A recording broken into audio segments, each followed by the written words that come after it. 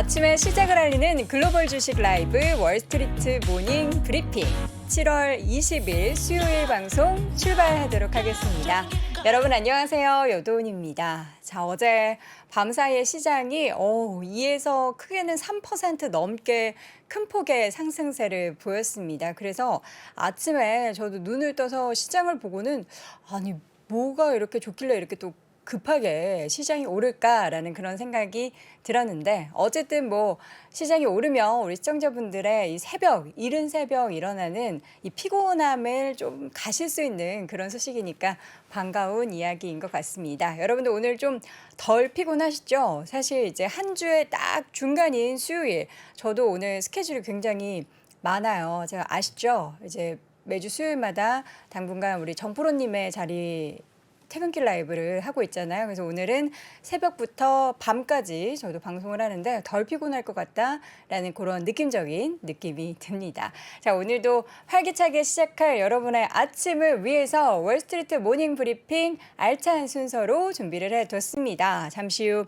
시장 브리핑 제가 간단하게 확인해 보도록 하겠고요. 오늘 심층 인터뷰는 키움증권 안예하 선임연구원 함께합니다. 항상 뭐 채권, 시장의 움직임 그리고 요즘에 말이 참 많은 이 미국의 국채금리 흐름을 가끔씩 이렇게 또 점검을 해 보는데요. 오늘 또 중요한 시기에 안예하 선임연구원과 함께 시장의 흐름 확인해 보도록 하겠고요. 오늘도 어김없이 미국 주식에 미치다 이항영 전문위원과는 뉴욕 시장의 자세한 움직임 그리고 월가의 소식 전해드리도록 하겠습니다. 자, 그럼 마감한 뉴욕 시장의 뚜껑을 한번 열어볼까요? 주제부터 확인해 보도록 하겠습니다. 우려한 만큼은 아니다. 미국 증시 급 반등이라고 또 이 위원님께서 주제를 정해 주셨는데 우려한 만큼 그러니까 장 마감하고 나서 방금 전에 넷플릭스 실적 발표가 있었거든요.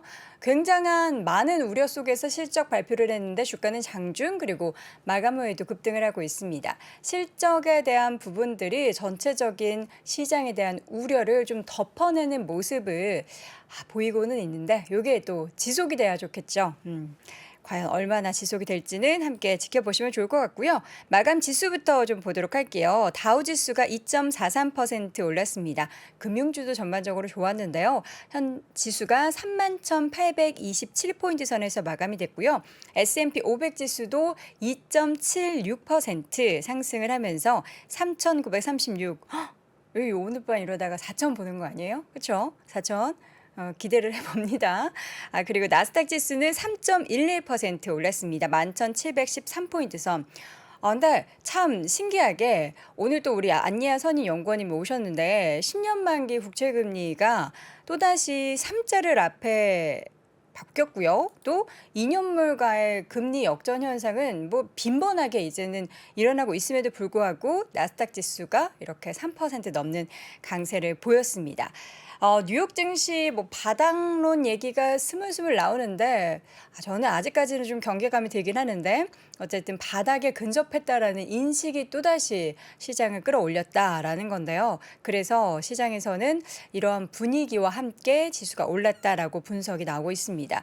또 여기에 좀 호재성 뉴스들이 많이 전해지고 있어요.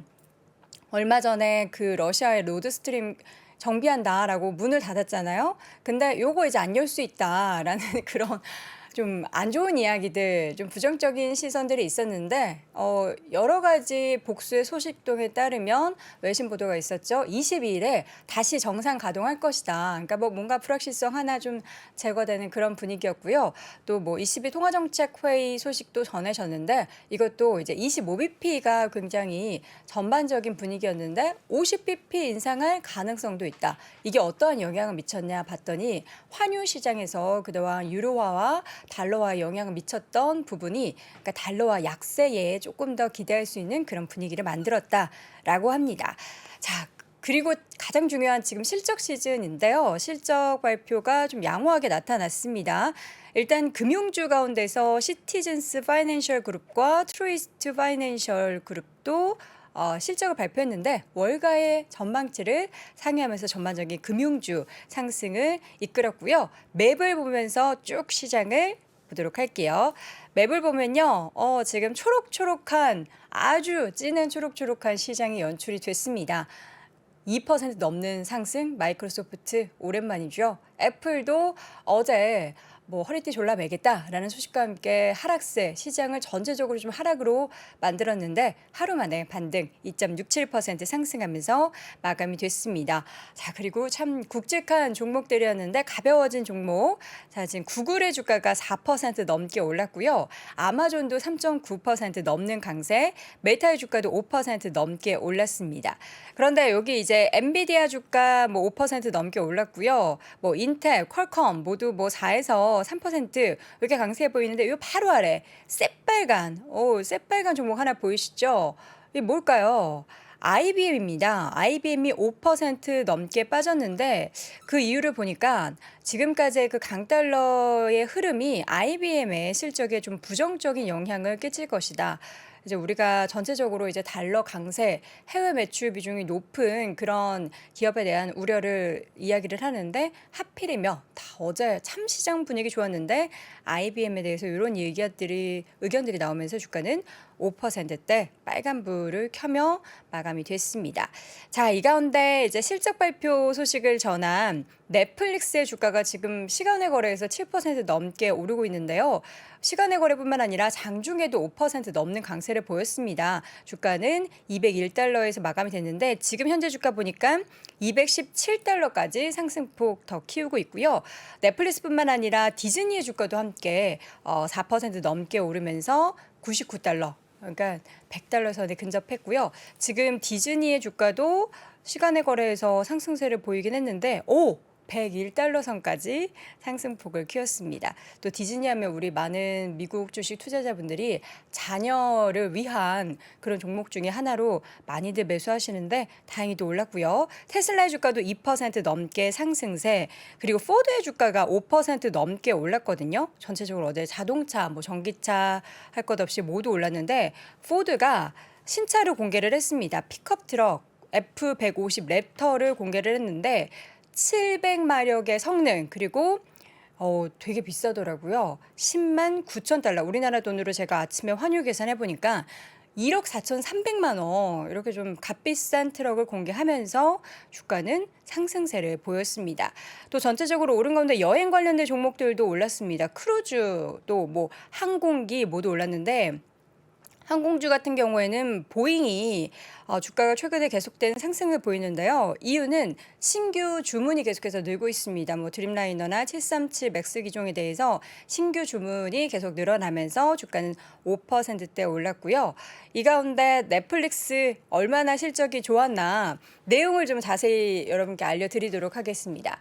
2분기에 시장의 예상은요, 구독자 수가 200만 명이 감소할 수 있다라고 나왔습니다. 그런데 실제로 뚜껑을 열어보니 97만 명 감소에 그쳤다. 그러니까 이제 예상치보다 절반이었는데 최악으로는 뭐 400만 명 줄어들 것이다. 뭐 이런 얘기도 있었는데 어쨌든 97만 명으로 감소가 된 것으로 발표가 됐고요. 그리고 이제 2023년 초에 얼마 전에 그 마이크로소프트와 함께 광고 이야기를 전해드렸잖아요. 이게 내년 초에 광고 삽입형 플랜을 출시한다라고 밝혔습니다.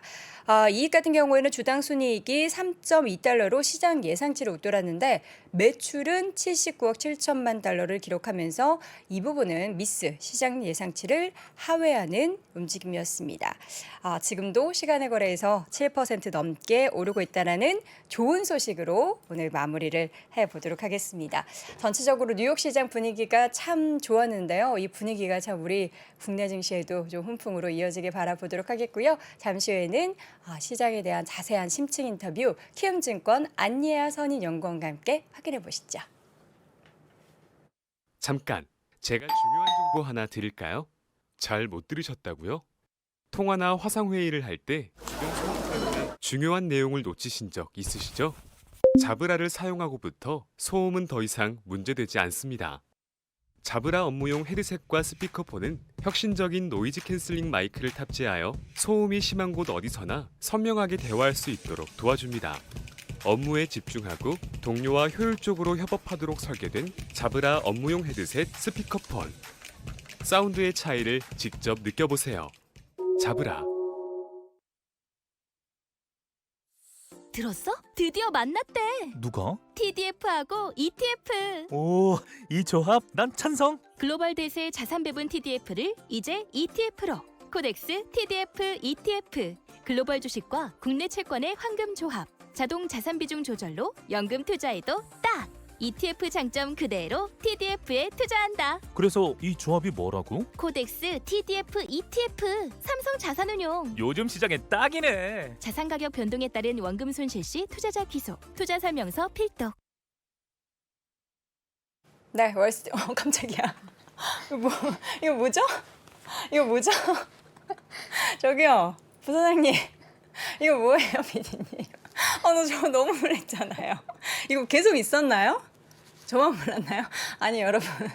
제가 이제 사실 어제 밤에 글로벌 라이브를 보면서 어쨌든 이제 화상으로라도 장 부사장님을 만나 뵈니까 참 좋다. 또 댓글 분위기도 굉장히 좋더라고요. 그래서 참 아침에 외롭다라는 생각이 들었는데 부사장님이 또 여기 옆에 잠깐 계셔서 좋네요. 요새 건강 괜찮으시죠? 예, 부사장님. 예, 이렇게라도 뵈니까 반갑습니다. 근데 좀 무서워요. 요거 좀 무서운 것 같아요. 그렇죠, 여러분? 너무 조용히 계셔가지고 어쨌든 반가웠습니다. 자, 이번에는 키움증권 안희아 선임연구원 만나보도록 하겠습니다. 어서 오세요. 네, 깜짝 놀라셨죠? 저도 이게 뭔가 요새 또 최신 기술, 예, 약간 또 움직이는 거였으면 좋겠는데 안 움직여서 좀 무서웠습니다. 자, 이제 가끔 좀 저희와 함께 국제금리 움직임을 좀 점검을 해주시는데 3% 아래 계속 있다가 또 어제는 뿅 올라왔어요. 네네. 근데 저는 참 신기한 게 이 금리 역전 현상은 계속 일어나고 있어서 이제 이것도 그냥 디폴트 값으로 가져가는 건가라는 그런 생각이 좀 들었는데 최근에 움직임 좀 어떻게 보셨어요? 최근에 오늘은 좀 3%를 넘어서긴 네. 했는데 계속해서 3% 아래에서 그쵸. 움직이면서 조금 금리가 이제 고점을 보인 건가라는 네. 그런 움직임들이 있었습니다. 그래서 저는 근데 그래서 최근에 한 3.4% 선까지 올랐었죠. 근데 그게 이제 다시 떨어졌는데 저는 그 떨어졌던 원인은 사실 가장 큰 거는 국제유가에 있다라고 생각을 합니다. 국제유가가 배럴당 120달러 선까지 이제 올라섰다가 지금은 뭐 최근 들어서 다시 100불선으로 다시 100불선대로 떨어지면서 네. 금리의 레벨도 조금 하방 압력을 받은 것이 아닌가 싶은 생각이 드는데 하지만 저는 뭐 미국 증시도 마찬가지고 채권 시장도 마찬가지고 아직까지 조금 안심하기는 이르다라는 생각입니다. 금리의 추가 상승 리스크도 아직까지 남아 있는데 문제는 뭐 모두 아시는 것처럼 사실 인플레에 대한 불확실성이 아직 해소가 된 게 아니잖아요. 그쵸, 우리가 숫자로 본 게 아니니까. 네네, 인플레 네. 피크아웃을 아직 숫자로 확인을 하지 못하고 있는 상황이기 때문에 이건 정말 안도하는 것이 맞나라는 생각이 들고 그래서 물가가 생각보다 계속해서 높게 올라간다라면 연준의 뭐 지금 얘기 나오고 있는 100bp 인상 가능성 이런 것도 아직까지 확실한 부분들이 아니기 때문에 이 부분들 좀 더 확인한 다음에 좀 금리가 추가적으로 하방 압력을 받지 그 이전까지는 사실 조금은 오히려 상방에 더 열려 있는 것이 아닌가라는 생각을 가지고 있습니다. 3% 아래의 움직임을 계속 보여왔지만 우리는 아직은 안심한 단계에 접어든 건 아니다. 왜냐하면 물가 꺾이고 그리고 이것에 따른 뭔가를 숫자로 볼 수 있는 시기는 뭐 8월도 얘기하고 있고 뭐 하반기에는 좀 보일 것이다 뭐 이런 얘기를 하고 있는데 지금 이제 피크아웃 얘기가 스물스물 다시 좀 나오고 있어요. 왜냐하면 네네. 이제 그 사이에 이제 6월 말부터 7월까지 지금 유가가 워낙에 많이 빠졌다 보니까 근데 물가 피크아웃을 언제로 좀 보시는지 아직은 좀 어렵다라고 말씀해 주셨잖아요. 네네, 저희는 아직 좀 어렵고 한 8월 정도 저희도 본다라고 네. 생각하고 있고 근데 이 8월이라는 피크아웃을 확인하는 시점 한 9월 정도가 그쵸. 되겠죠. 8월 얘기가 9월에 나오니까요. 네네. 그래서 아직 어떻게 보면 한 2달 정도는 조금 불안한 장세가 이어질 수밖에 없지 않나라는 생각인데 그럼 왜 물가가 아직까지 피크아웃이 아니냐라고 보면은 저희가 준비한 자료를 보시면 네. 이게 지난주에 발표됐던 6월의 미국 소비자 물가지수 결과입니다. 근데 차트를 보시면 이게 전월비 기준인데요. 5월과 6월 이제 보시면 에너지 가격이 또 전월비 7.5% 크게 상승을 했고요. 뭐 운송 서비스, 중고차 가격 이런 것들도 다 전월에 비해서 계속해서 올라가는 양상을 보였습니다. 뿐만 아니라 뭐 의류비, 외식 교육비, 임대료 이런 부분들도 다 전월보다 계속해서 올라가는 양상이고 가장 뭐 주목하고 있는 건 주거비인데요.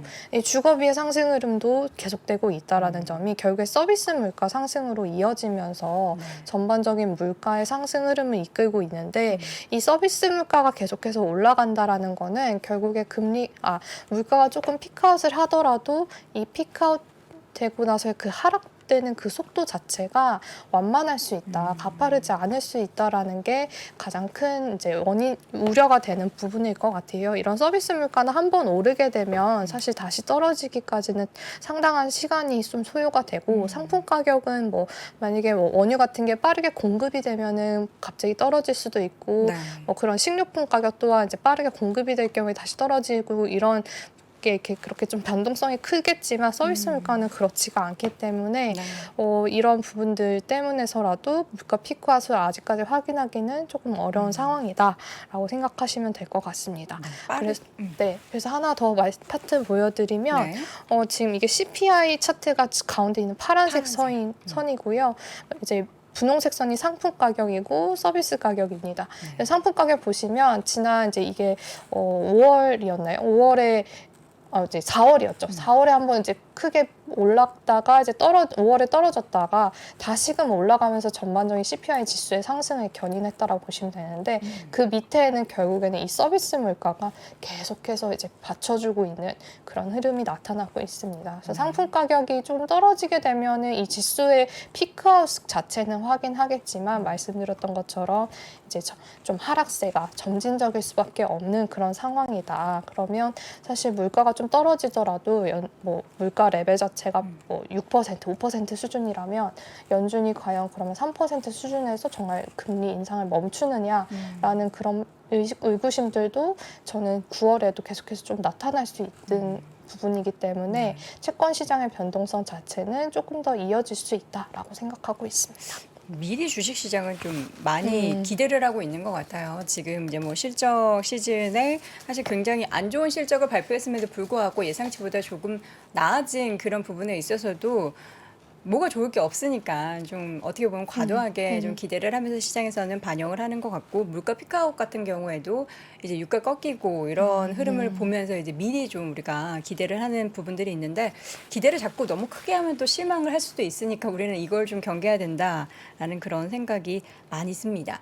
사실 그날 이제 CPI 발표되고 나서 100bp 인상이 70%를 네. 육박하는 패드 워치의 움직임들이 있었었는데 또 그게 근데 스스스스 또 꺾이더라고요. 근데 네. 100bp 인상 가능성에 대해서는 우리가 어떻게 생각해야 될까요?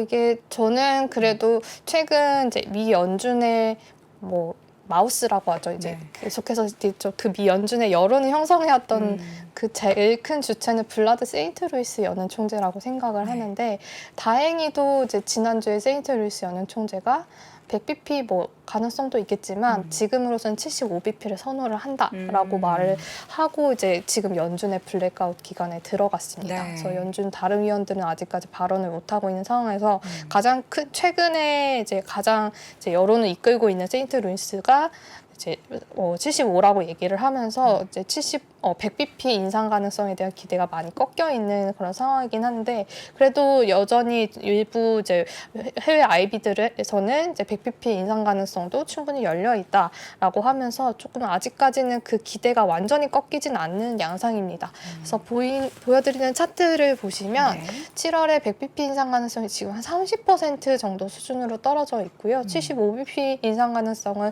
다시 그 이전 수준으로 조금 회귀하는 그런 양상을 보여주고 있는데 저는 그래도 세인트 루이스 연은 총재를 조금 더 신뢰하는 편이고 그렇게 됐을 때 75bp 인상 가능성이 좀 더 높다라고 생각을 하고 있습니다. 제가 그렇게 생각하는 이유는 이제 그때 그 75bp를 선호한다라고 얘기를 하면서 세인트 루이스 연은 총재가 갑자기 꺼낸 말이 중립금리예요. 중립금리? 네, 중립금리가 연준이 생각하는 중립금리 수준은 한 2.5%라고 생각을 하고 있기 때문에 75bp 정도가 적절하지 않나라고 얘기를 했는데 이번에 1.75에서 75bp를 인상하게 되면 2.5가 됩니다.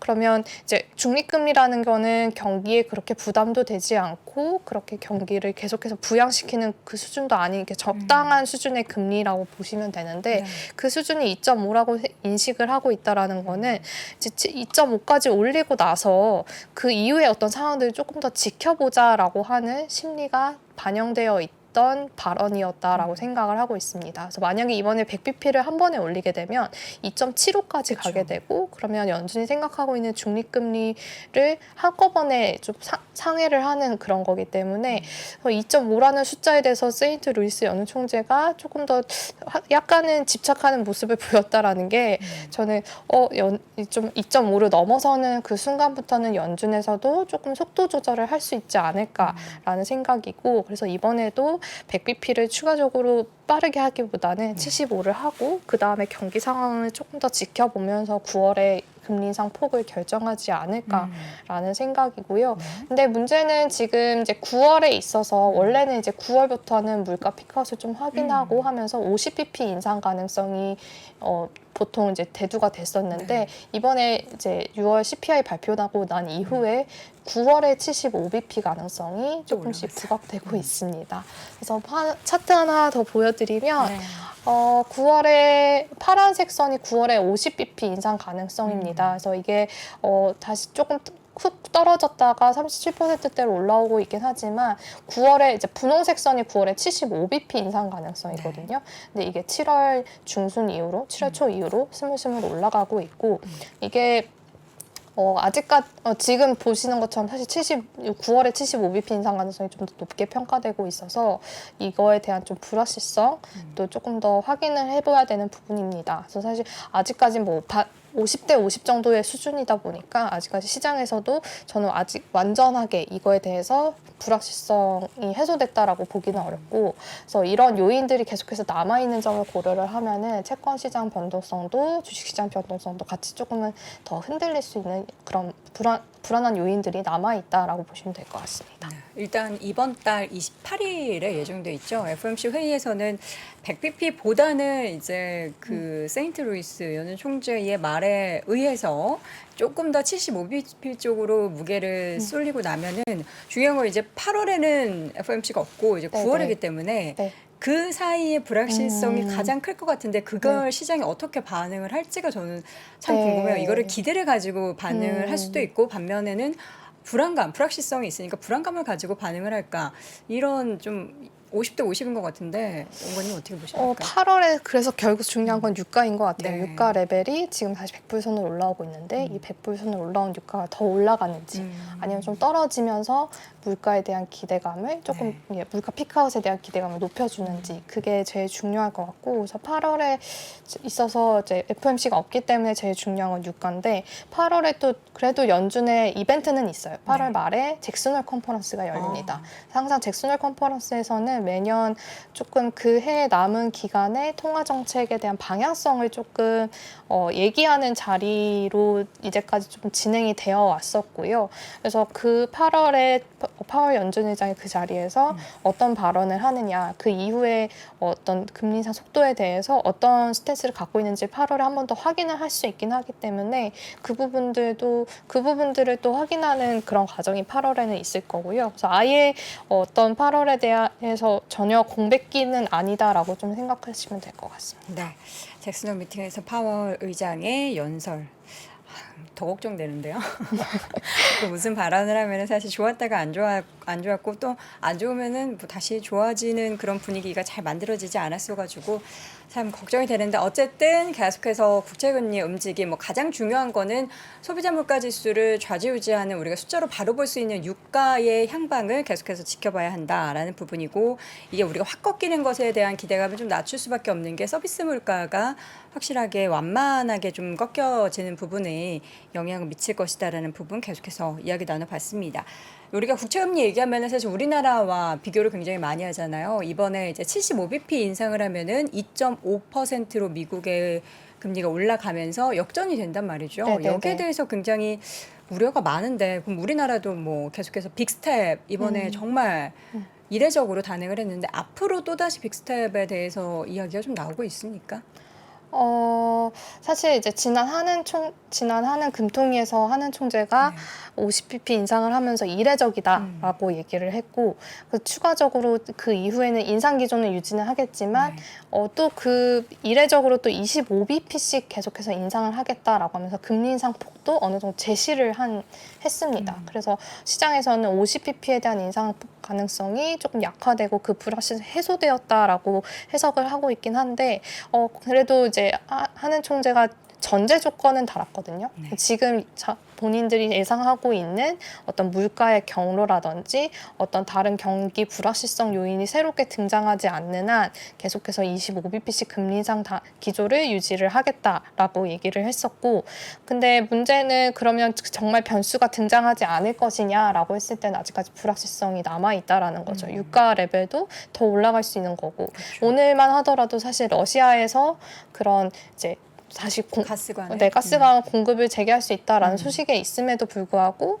위험자산 선호라는 그런 걸 반영을 하면서 국제유가는 더 올라간 부분들이 있단 말이에요. 그래서 여전히 원유에 대해서는 사실 죄송합니다. 원유에 대해서는 사실 공급에 대한 불확실성이 아직까지 해소가 그쵸. 되지 않은 만큼 저는 불확실성 요인이 남아있기 때문에 50bp에 대한 인상 가능성을 여전히 열어두고 대응을 해야 된다라고 생각을 하고 있고요. 물론 한은에서도 사실 가파르게 계속해서 금리 인상을 하게 될 경우에는 경기에 대한 부담을 느낄 수밖에 없기 때문에 조금씩 점진적으로 하는 걸 더 선호하는 양상을 지금 이제 하반기부터 좀 보여줄 거라고 생각은 하고 있습니다.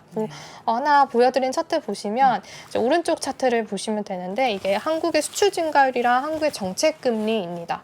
네, 제가 이 차트를 가져온 이유는 한국 수출 증가율이 0%, 그러니까 마이너스 수준을 기록을 하던 시기에는 항상 한국은행은 금리 인상을 한 적이 없습니다. 오히려 금리 인하기를 가져왔었고요.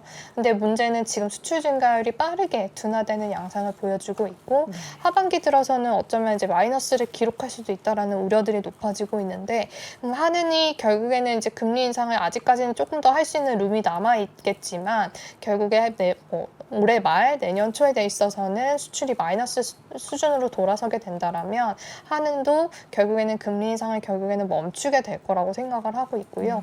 그러면 사실 50bp씩 계속해서 뭐 한국은행도 뭐 올릴 수 있는 그런 상황도 아니고, 경기에 대한 부담을 결국에는 우리나라는 수출로 먹고 사는 국가잖아요. 수출이 둔화가 되면 이렇게 빠르게 다른 어떤 물가가 계속해서 높다라고 해서 금리를 올릴 수 있는 그런 상황도 아니기 때문에 저는 이제 비슷할 가능성을 열어두고 대응은 해야 된다라고 말씀을 드리지만, 결국에 금리 인상하고 난 다음에 결국 최종금리 수준은 결국에는 저는 2.75에서 3% 선에서 결국에 결정이 될 거다라고 생각을 하고 있어서 그 부분들을 지금 시장금리가 어느 정도 좀 반영을 하고 있기 때문에 점차적으로 채권에 대해서는 조금 매수 관점으로 접근하는 것이 맞지 않나라는 생각을 가지고 있습니다. 네.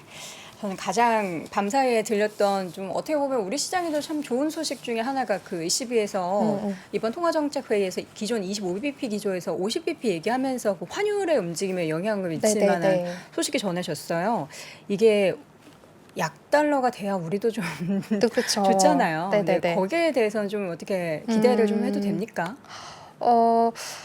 ECB가 정말 어느 정도 금리 인상을 하는지가 좀 이번 주에 결정이 될 텐데, 저는 이번에 50bp를 하더라도 계속해서 기조적으로 금리 인상을 할 수 있을까라는 좀 우려는 있어요. 하나 차트 보여드리면 사실 말씀드렸던 내용이 그대로 담겨 있는데, 파란색 선이 미국의 연준의 정책금리와 ECB의 예금금리 차이입니다.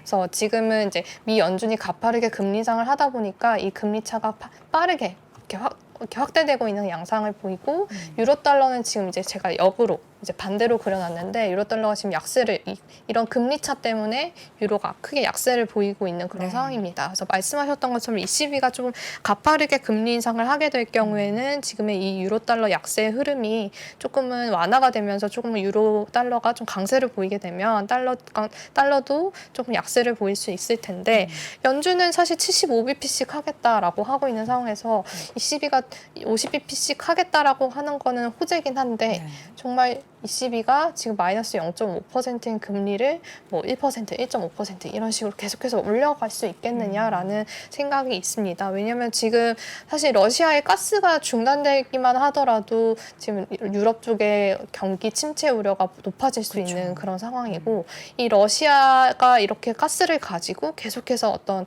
치킨 게임을 하고 이제 어떤 협상안으로 내놓고 있는 그런 상황이 사실 하반기에도 계속해서 펼쳐질 가능성이 높고 그러면 유럽 쪽에서는 사실 이번에 50bp 인상 가능성이 대두가 됐던 거는 결국에 러시아의 가스 공급이 재개가 되면은 큰 문제가 없을 거다라는 그런 것 때문에 이제 금리 상을 할 수 있다라는 얘기가 나온 거지만 사실 뭐 이 부분들이 다시금 또 기대가 꺾일 수 있는 부분이고 그렇게 되면 저는 지금 달러의 강세 기조가 뭐 일시적으로는 조금 약화가 될 수는 있겠지만 조금 연말로 갈수록 계속해서 경기 침체 우려라든지 이런 부분들이 불거지게 된다라면 달러 강세 흐름이 주춤하더라도 조금 더 이어질 수밖에 없는 그런 환경이다라고 생각을 하고 있습니다. 그래서 정말 이게 이 분위기가 완전히 반전되기 위해서는 사실 이번에 7월에 ECB에서 50bp 인상을 단행을 하고 그 이후에 9월에 있어서도 우리는 50bp를 고려를 한다라는 그런 언급만 하더라도 조금 시장 분위기는 바뀔 수 있다라고는 생각은 하고 있어요. 근데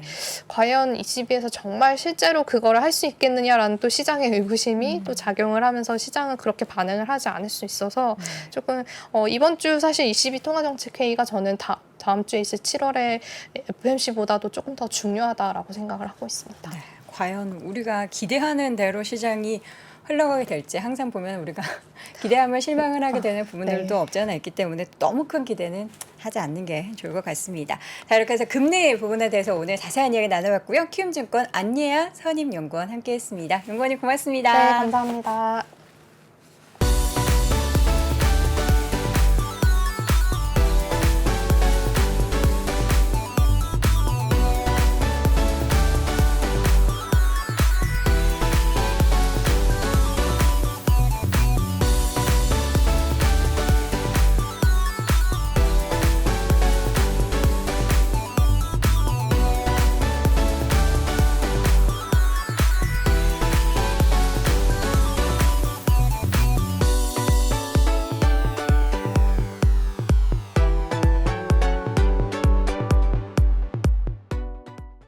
월스트리트 모닝 브리핑 한국투자신탁운용과 함께합니다.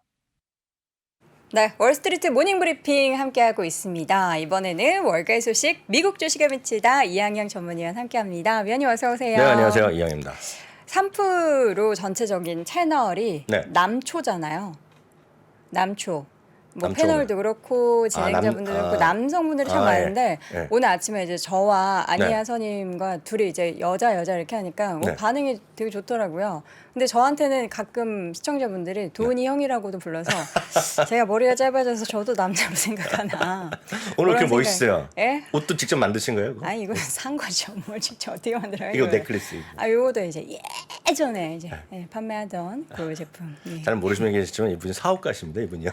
대단하신 분입니다. 모르셔도 어떻게. 됩니다. 네. 부끄러워가지고. 네. 네, 어쨌든 오늘 뭐 채팅창 뜨겁습니다. 뭐 저한테 빨리 결혼하라 이런 얘기도 하는데 저희 엄마가 아닌가라는 생각이 들어요. 제가 엄마랑 싸웠거든요.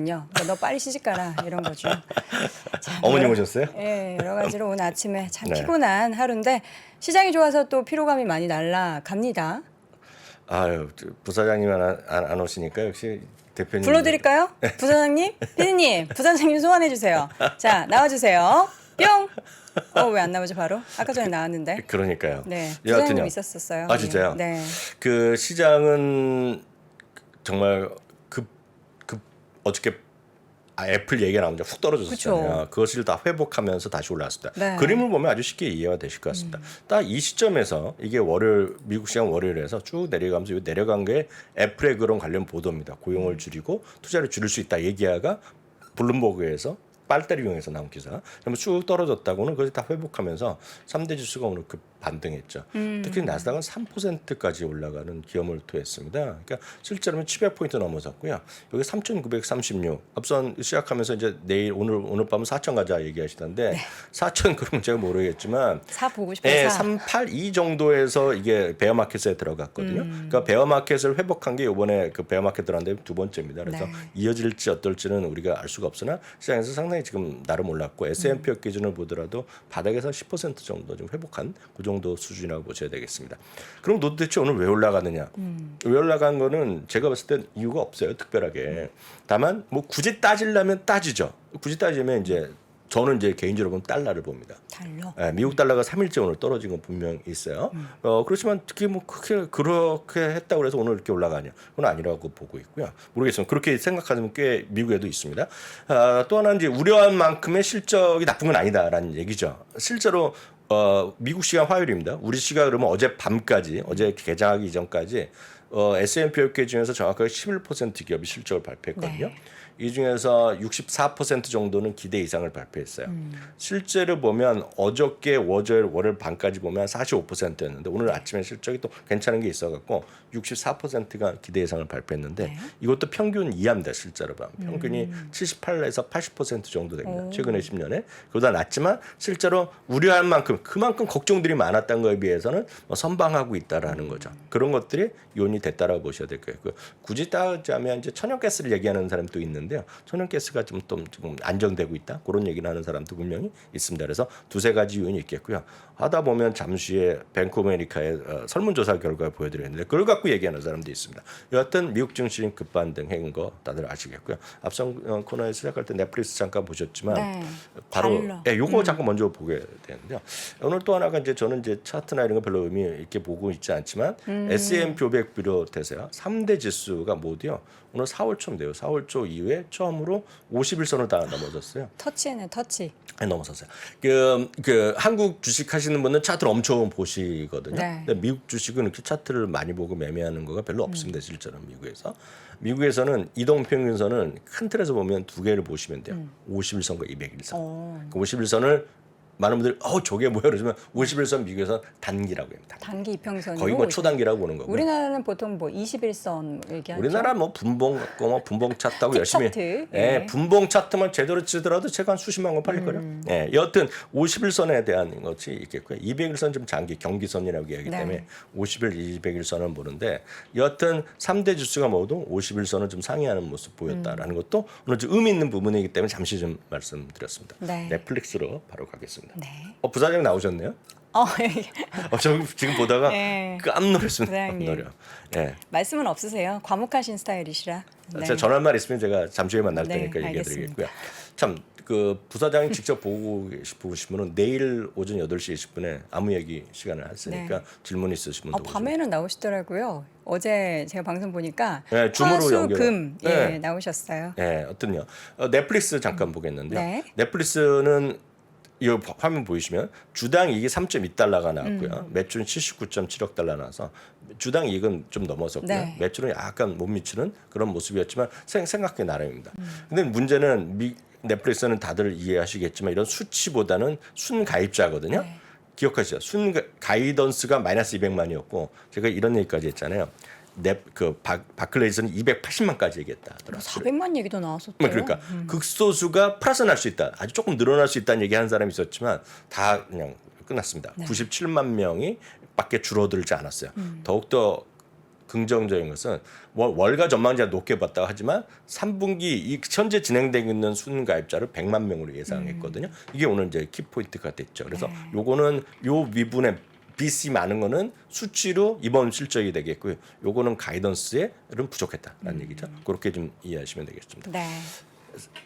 결과를 주가가 많이 보면 올랐어요. 정규장에서는 5%가 네. 올라갔고요. 시간에서는 16%나 올라갔습니다. 아, 16달러. 16달러라서 네, 8%. 놀랐습니다. 저도 깜짝 놀랐고 8%가 네. 올라갔거든요. 그래서 지금 주가 딱 8% 올라 네, 있습니다. 8.1, 8.2 정도로 제가 잠시 전에 들어오기 네. 보니까 이 정도 올라왔는데요.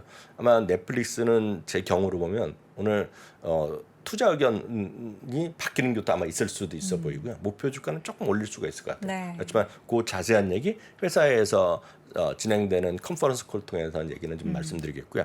제가 컨퍼런스 콜을 막 시작하면서 잠깐 한 마디만 말씀드리면 네. 그 얘기에서 하나 전해드리면 많은 분들이 이제 코드 쉐어링 때문에 많이 떨어진 걸 얘기하잖아요. 코드 쉐어링이라는 거는 넷플릭스를 보시는데 혼자 보는데 이래서 뭐 10,000원 내야 되는데 2명, 3명 나눠 보잖아요. 네. 그래서 우리나라의 일부 커뮤니티, 우리나라 외국에도 있겠죠. 일부 커뮤니티에 비해서는 아예 공식적으로 그런 건 비즈니스화하는 걸 제가 본 적 있어요. 아이디를 공유할 수 있게 그런 것들은 많이 해주는 것들을 뭐 네트워킹 하는 걸 하는 본 적이 네. 있죠. 그게 뭐 합법이나 불법 제가 모르겠지만, 그러니까 그걸 막겠다는 거잖아요. 네. 그래서 근데 오늘 보면 넷플릭스가 흥미로운 부분을 했는데 정말 패밀리인데요, 한 패밀리인데 따로 서는 사람이 있을 거 아닙니까? 따로.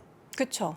예를 들어서 요즘 부모랑 있고 학생이 그 대학교 가거나 이렇게 해서 떨어 살고 그쵸. 혼자 떨어 살면 그들을 갖고 야 가족이 아니고 왜 같이 따로 이거 약간 억울할 수 있잖아요.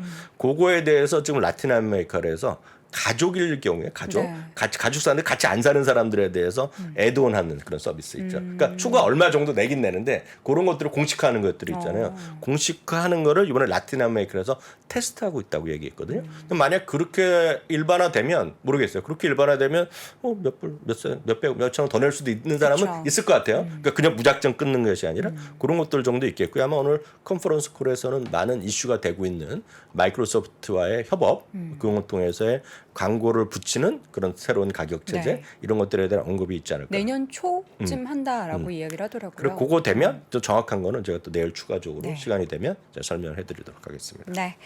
자, 전체적으로 어제 시장이 참 좋았어요. 뭐 정말 소수 몇 개 기업 제외하고는 S&P 500 기준으로 다 올랐죠. 맞습니다. S&P 500에서 10개 제약은 다 올라가는 네. 모습 잠깐 보여드리겠고 이보다는 더 극명한 건 이제 나스닥이죠. 나스닥은 달랑 2개 빠졌거든요. 네. 2개가 핀도도인가 뭐 하나 있잖아요. 중국 회사. 중국 기업. 그 회사가 있고 또 하나 조그만 거 하나 떨어졌고요. 나머지는 다 올라간 하루가 되겠습니다. 여하튼 주식시장이 또 올라가면 그 급반등하는 그런 모습을 보여준 것이 시장의 의미가 되겠습니다. 지금 넷플릭스 사신 분들이 넷플릭스 산 스스로를 칭찬한다. 뭐 이렇게 이런 이야기들이 참 많이 올라오는데 네. 계속해서 좀 좋았으면 좋겠어요. 저는 그 넷플릭스건 그 마이크로소프트건 애플이건 항상 똑같은 말씀을 드립니다. 저는 사실 넷플릭스를 엄청 보는 거거든요. 네, 그래서 많이 얼마 전에 보시잖아요. 제가 봤던 적이 2013년부터였습니다. 거기를. 외국에 있을 때 보고 한국에서 서비스 안 할 때도 제가 VPN으로도 보는 사람이에요. 네. 그러니까 엄청 보죠. 저는 개인적으로 소비자이기 때문에 그럴 팔 마음이 없어요. 근데 하여튼 다른 분들도 똑같은 주식에 대한 접근은 내가 트레이딩을 할 건지 내가 투자로 장기적으로 내가 소비자인지 그에 대한 판단을 갖고 여러분은 주식을 판단하시면 되겠고요. 마이크로소프트도 마찬가지입니다. 마이크로소프트는 최근에 목표 주가가 좀 조금씩 내리고 있고요. 한결같이 리세션에 대해서 리세션이 있다고 이 사람들 철갑을 갖고 있는 건 아니라는 거죠. 주가가 떨어지겠지만 여전히 뭐 리세션에 들어가도록 최고의 강자임이 하나는 틀림없다는 얘기를 많이 하고 있거든요. 네. 주가는 재미없지만 이런 것들이 저는 여전히 갖고 갈 만한 주식이라고 좀 분명히 믿고 있겠고요. 요즘 보면 하여튼 애플은 하여튼 먼저 좀 계단식 반등을 좀 하고 있죠. 그래서 이런 것도 좀 의미 있게 보셔야 되겠고요. 아마 버크셔스에도 비슷한 흐름을 보이고 있습니다. 버크셔스에도 한 $280 중반 네. 정도 보이고 있고요. 어저께 이제 알파벳이 그 주식 분할을 하자마자 2% 이상 떨어졌었는데요. 오늘 한 4% 정도 올랐죠. 아마존도 4% 올라가면서 이거 뭐 거의 비슷한 흐름이 되겠고요. 그림으로 보면 아마존과 애플이 좀 먼저 좀 선방하는 모습입니다. 최근에 흐름 보면 그 정도 이해하셔야 되겠고요. 아마 그 넷플릭스는 아마 요즘 저거랑 비슷한 같은 흐름이 나는 거가 저거죠. 메타 플랫폼이겠죠. 같이 움직이는 모습이 있으니까 보셔야 되겠고요. 유나이티드 항공과 포드 이런 것들도 좀 오늘 올라가는 모습입니다. 그래서 포드도 마찬가지 유나이티드 항공 같은 것도 다들 어렵다 하고 있지만 유나이티드 항공 같은 것도 상당히 아래쪽에서 많이 다른 것보다는 반등폭이 큰 것이 항공주라는 것도 여러분들 참고해서 보시면 되겠습니다. 네. 지금 이제 미국의 전체적인 경기를 가늠하기 위해서 우리가 뭐 소비 관련한 뭐 지표든 뭐 얼마나 신용카드를 많이 쓰느냐, 얼마나 여행 많이 가느냐 이런 지표를 정말 많이 보잖아요. 네. 그 가운데 있어서 오늘 몇 가지 가지고 오신 것 같은데 돈을 여전히 잘 쓰고 있다. 네. 누가 쓰는 걸까요? 그거 좀 잠깐 먼저 보기 전에요. 네. 그 지금 새로운 경제 실적 다 발표에 나오잖아요. 그래서 많은 분들이 이제 우리나라에서도 한국에서 이제 퀀트 분석 이런 거 많이 하고 네. 있는데 제가 그 기회가 있어야 하나 잠깐 말씀드리겠는데요. 저희가 그 우리나라에서 제가 봤을 때 두물머리 운영의 한태경 이사가 콘트 분석에서 최고 강자입니다. 그래서 저희 몇 번 저희가 한번 행사를 했었는데 네. 저희가 이번에 그 녹화하는 게 있어요. 그래서 이분의 강의란 서너 시간을 찍는데 녹화를 합니다. 그래서 녹화를 하는데 혼자 하기는 좀 심심하다 그래갖고 청강생을 모시기로 했어요. 몇 명까지 가능합니까? 이제 조그만 스튜디오에서 하기 때문에 4분 정도를 모실 거예요. 근데 이분은 그 자세한 내용 야미잘 카페에 좀 올려놨기 때문에 그 신청하신 분은 무료로 한 3시간 정도인데 시간이 정해져 있어요. 7월 28일 목요일 오전 11시니까 이런 관심 있으신 분은 카페에 들어오셔서 확인하시면 그 나중에 다 그 유료로 강좌를 할 거거든요. 근데 이런 거 유료 강의를 청강할 수 있는 네, 청강 기회. 질문도 하고 막 이런 거죠. 다만 이제 그 사람 나중에 청강에 그 영상을 보더라도 그분의 목소리는 한 초성권 안 나니까 걱정하지 마시고 목소리는 나중에 뭐 들어갈 수 있겠죠. 질문 네. 상황에서. 그래서 그렇게 좀 필요하신 분 이해하시면 될 것 같고요. 네. 요 얘기 먼저 해드리면 되겠습니다. 아까 제가 많은 사람들이 오늘 주가 올라간 거에 대해서 여러 가지 얘기하고 제가 개인들의 투자 심리의 최바닥이라는 걸 몇 가지 보여드렸잖아요. AAII도 있고 그런데요. 오늘 요게부터 제목부터 한번 보겠습니다. 베런즈에서 오늘 기사인데요. 많은 그 스탁의 투자자들이 이제 타워를 던지고 있다는 얘기입니다. 타워를 던지고 있는데 왜 이게 좋은 일일 수 있다 얘기를 하는데 오늘 아마 주가 반등 요인은 이걸 얘기하는 사람이 있을 겁니다. 그래서 이 얘기를 잠깐 해드리겠는데요. 뭘 갖고 얘기하냐면 AAI는 개인 투자가들의 투자 심리를 정기적으로 조사합니다. 그래서 여러분 직접 들어가서 보실 수 있습니다. 구글에다 AAI라고 치면 들어가는 사이트가 있어요. 미국 전미 개인 투자 협회인데요. 네. 또 하나 뱅크 오브 아메리카에서는 개인 투자가 아니라 전 세계 주요 기관 투자가를 상대로 한 달에 한 번씩 설문조사합니다. 너희들의 시장을 어떻게 바라보고 있는지, 너희들의 투자를 어떻게 하고 있고 뭐 하고 있는 이런 등등을 물어보는데 오늘 그게 한 달에 한 번씩 나오는 것이 발표됐어요.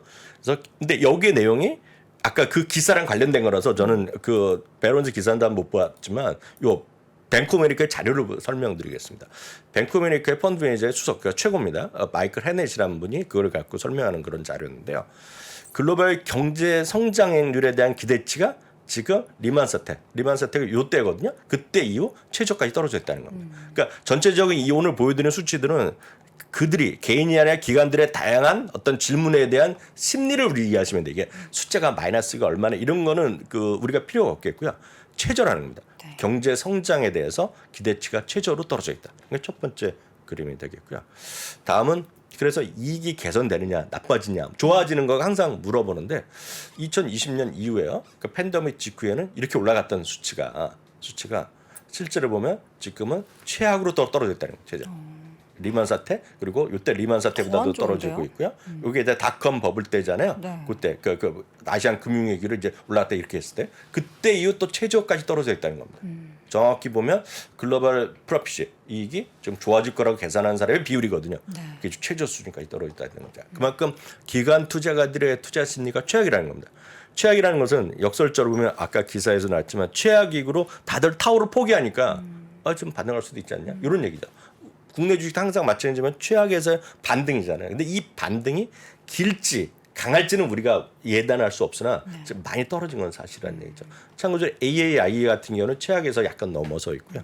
여러분들은 많이 보시는 그 CNN의 소위 공포 탐욕 지수도 바닥에서 약간 올라가 있고요. 또 다른 경제 그 지표들로 하는 뱅크 오브 아메리카 또 다른 지수가 있습니다. Bull and Bear 인디케이터라고 있는데 그것도 최악에서는 좀 벗어나고 있는데 그거는 다들 근데 이거는 기관 투자가들한테 전 세계 펀드 매니저들 설문조사한 건데 이거 좀 최악을 아직까지 기록하고 있다는 겁니다. 이 그림은 오늘 두 번째 그림입니다.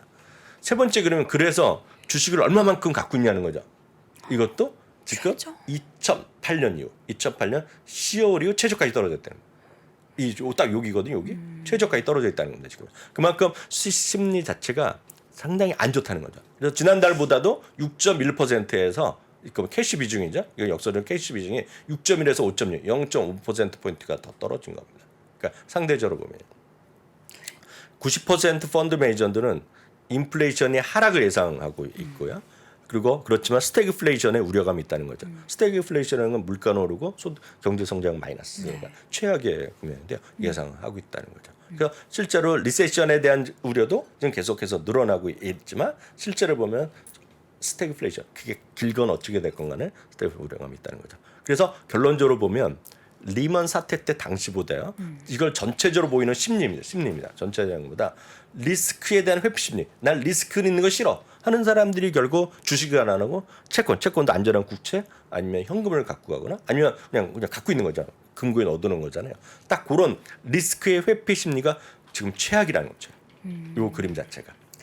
이 미국도 그 팬데믹 가운데 정말 그 로빈훗을 통한 신규 투자자들이 엄청 많이 늘어났잖아요. 엄청 늘었죠, 엄청 우리나라도 미국 투자자들이 맞습니다. 엄청 네. 늘어났고, 그러니까 네. 그게 좀 많은 영향을 미친 것 같아요. 그런 상승, 그러니까 샀다 하면 올랐던 시장을 경험한 사람은 내가 손해 보는 거를 못 참죠. 맞습니다. 그러니까 리스크를 피하고 싶어하는 그런 심리 때문에 네. 정말 최악의 그 동안에 정말 어려웠던 그 경제 위기보다도 더 안 좋은 그런 상황이 아닌가라는 그거가 생각이 이제 들어요. 말씀하신 거가 개인의 심리는 이제 지난번에 한 2주 전에 보여드려서 최악의를 보여드린 거고 지금 이거는 그렇지 않은 전문가라는 사람들도 전문가조차도 펀드 매니저들도 지금 리만사 때보다도 지금 불안하거나 더 안 좋다. 최악의 심리고 상대적으로 그만큼 현금 같은 거 네. 주식 비중은 제일 줄어들어 있는 그런 상태죠. 그러니까 그러다 보니 이 사람들이 겁이 나고 있고 이런 거죠. 그러니까 전망도 작고 아까 말씀드렸다시피 경제 성장률에 대한 눈높이도 낮고 이익의 개선치도 최악에 가고 있으니까 지금 모든 것에 최악의 심리라는 거죠. 최악의 심리 제가 왜 말씀드리냐면 이게 바닥일지 어떨지 모르죠. 일정수 10% 올라와서 저도 그렇고 여러분들도 그렇고 이제 바닥 쳤고 계속 올라가기를 원하나 네.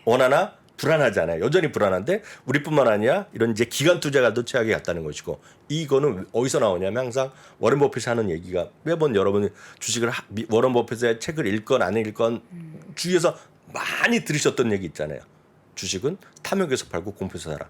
제가 봤을 때는 지금은 지금이 최저일지 모르나 상당히 지금 공포다. 그들이 얘기하는 그런 구루들이 얘기하는 공포 국면의 다 정중앙에 들어있다. 최악인지 더할지 모르지만 지금 분명히 공포 국면에 있는 건 맞다. 이 시점에서 종목을 선택하는 방법은 저는 누가 뭐래도 똑같이 매번 말씀드릴 수 있어요. 여러분들이 주식이 지금 하나도 없다. 그런 분은 거의 없지만 오늘 주식 한번 새로 한번 해볼까? 하는 분은 오늘 예를 들어서 내가 10,000원이라도 조금이라도 한 번씩 해보고 적립식으로 하시면 되는 거예요. 근데 대부분의 경우에는 현금보다 주식이 훨씬 많고 많이 물려 있잖아요. 그런 분들은 지금 그냥 바로 아무 주식이나 물탈 게 아니라 종목 선택의 기준은 저희가 어제도 IB의 의견도 있고 종목 스크린이라는 방법 다양한 게 있는데 그게 어렵다 그러면 전 더 쉬운 방법이 있다고 보고 있어요. 그 주식들을 여러분들이 갖고 계신 주식 그냥 세워놓으세요. 여러분들 그냥 노트나 이렇게 컴퓨터나 핸드폰에 메모장에 쑥 써두시고 나서 곰곰이 한번 생각해 보세요. 이 주식이 한 달 후에 여러분들이 갖고 있는 주식이나 어떤 기업으로 보거나 아니면 섹터거나 이런 것들이 한 달 후에 그 주식이 지금보다 위에 있을지 아래에 있을지 저한테 물어보시면 전 모르겠어요. 한 달 후는. 그렇지만 제가 이제 판단할 때 웬만한 주식이라면 6개월 내지 12개월 후에는 지금보다 위에 있을 것 같다는 생각이 만약 들면 근데 어떤 주식은 6개월에서 12개월에도 전 자신이 없는 게 있어요. 그게 저는 4번 주식 같은 건 아직도 자신이 없어요. 그렇지만 웬만한 주식들은 제가 봤을 때는 지금보다 6개월에 12개월 후에는 특히 12월까지 보면 지금보다 위에 있을 것 같거든요. 그러면 저점에 대한 확신이 없고 어느 시점인지 모르고 이미 저점 칠 수 있을 때 그러면 저는 주식을 지금 팔면 안 된다고 보고 있어요. 그런 주식들은. 아니야 위에 있을 거라고 생각한다 그러면. 근데 대부분은 그런 것보다는 그냥 한 달이나 일주를 생각하면 일주일이 뭡니까 그냥 하루로 생각하고 하시잖아요. 그거는 여전히 그냥 찍기판에 가는 거죠. 어제 시장을 왜 이렇게 많이 올랐나에 대한 부분을 지금 쭉 말씀해 주시는데 결론은 어쨌든 공포에 매수하는 그 심리가 굉장히 그게 있었다는 강했다. 거죠. 그게 있다고 좀 밸런스도 그렇게 네. 얘기하고 있는 거죠. 그러니까 남들이 그런 수건 것들은 던질 때 그걸 오히려 네. 매수의 기회로 삼는. 정확히 얘기하면 번역하면 매수 기회일 수도 있다라는 정도 표현을 하는 거지만 네. 실제를 보면 장기적으로 보거나 어떤 주식인지 대상을 모르겠으나 그런 것들 한번 해볼 만하다라는 건 분명히 있다라고 말씀드리고 싶습니다. 네. 아마 이미 충분히 갖고 있고 그러면 지금은 서둘러서 뭐 더 사고를 이유는 없는 시점이라고 볼 수도 있겠죠. 네.